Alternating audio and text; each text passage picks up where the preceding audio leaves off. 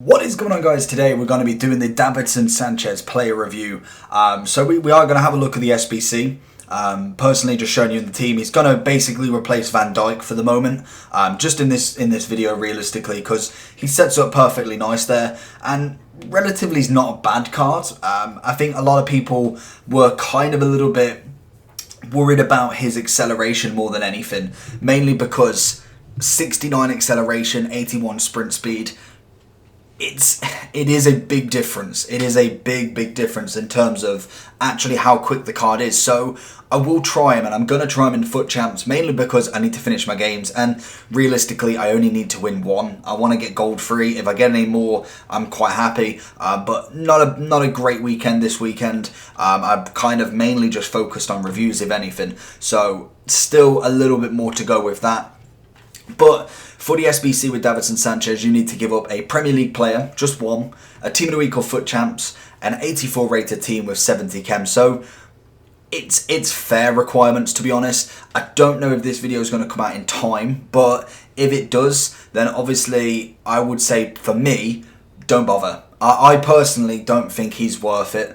Even though the SBC is fair, don't get me wrong, the SBC is pretty decently priced. I wouldn't say it's by any means a bad requirement for this card. I just think realistically you can get better. Defensively, solid. You've got the aggression, you've got the strength. Everything about him is quite nice, but I just think putting untradables into a card that realistically you probably will change. If you've done the SBC Gomez, much better. If you've got Van Dijk, if you've got anyone from a different league, you've got Eder Militao's road to the final. His normal Scream PK was a massive one. Ramos is always a good one. Lenglet, Umtiti, Varane. There's just so many cards that you can get tradable that for me don't really... They're just better cost-effective method for me. When it comes to using SBC cards, I want to make sure that I'm actually going to use that card. For instance, like the Messi, I know that card's going to be in my team for a very long time, unless I was going to get someone like, I don't know, Prime Grincha, who would actually do quite well in my team, or the 99 Messi, or what have you. Unless it's going to be someone who's absolutely outstanding, like the Zidane basically. He's going to stay in the team now for quite a while. Oh, go on. Oh, I thought that was too good to be true.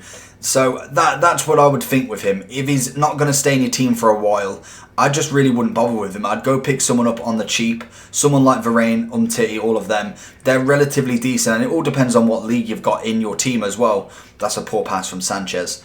We've got De Jong to make up for it.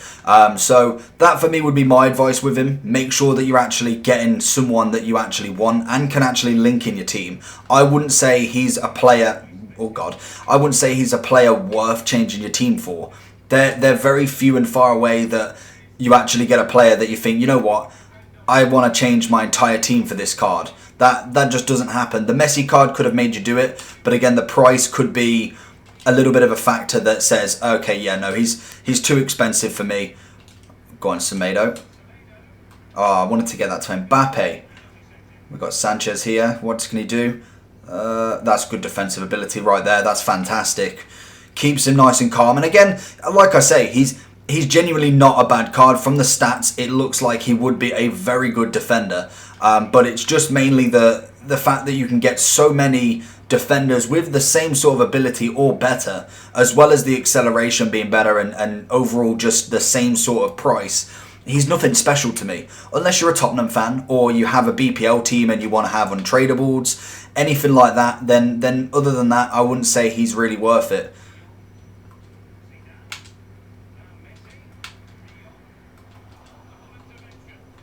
Mbappe, beautiful, there we go. We're one in, and I feel like he's going to quit as well. The guy genuinely didn't feel amazing, so happy to get that win. That tips me over to gold free if he does leave. Is he going to... Hey, we got a win. We got a big win, 1-0 within the first, 15, 20 minutes? Beautiful. We got two shots, 2 on target. We've managed to get ourselves into gold free, which is just good enough. I think I've got 7 games left, I want to say. But the one thing as well, just quickly before we jump into this next game, is I believe I'm very close to getting the 200 wins within Champions now. So I need 7 wins. So literally I need every game at the minute to win. Unfortunately, I don't see that happening, but it does mean that very early on in the next weekend, we will get a 100k pack, which more than likely I will say for Team of the Year now, because we are getting close to that. And I think rivals will be very close as well, even though I don't think we're as close as this one. I feel like we do need to win quite a few more. But predominantly, we're not doing too bad. And we come up against, he's done some Futmas. There we go, he's done the Davidson Sanchez. But obviously he's done the 84 Morello as well. De Gea was by far the best one for me. He's got Pires, Overmars. He's got the Talib. He's basically got an untradeable squad here. Because literally, unless he's got Decore untradeable as well, everybody there is definitely either an SBC, icon pack, season objective. So we're enjoying it. Davidson Sanchez, here we go, look. Watch that pass. Balotelli. Beautiful from Sanchez. Keeping up with the player. That's a poor pass though. That's beautiful, Sanchez. Love it. Zidane. Mbappe. Oh. Oh, he's kept that calm. Oh, and Zidane. And I feel like we've got another rage quit. There is no way we have managed to do that. Incredible. Did we actually do a third? This is unbelievable. I've never seen people rage quit so quickly in my life. I know it is Monday and it's the final day of Foot Champs, but geez, some people must have loads of games to play. Because that's two in like 25 in-game minutes. And that guy didn't even seem terrible. So we've got 15 wins. We've got 6 games left. What could we get? We could get gold 2, potentially. So we will go into a third one just because, you know what, we've done 2 matches within 25 minutes of gameplay. I just don't feel like that's enough. So we'll go into the next one. We're coming up against, say, this is a bit better. He's got the Sissoko that, to be honest, I'm feeling a bit off that I didn't do him. He's got Paulinho not on full chem. Varane, Mendy.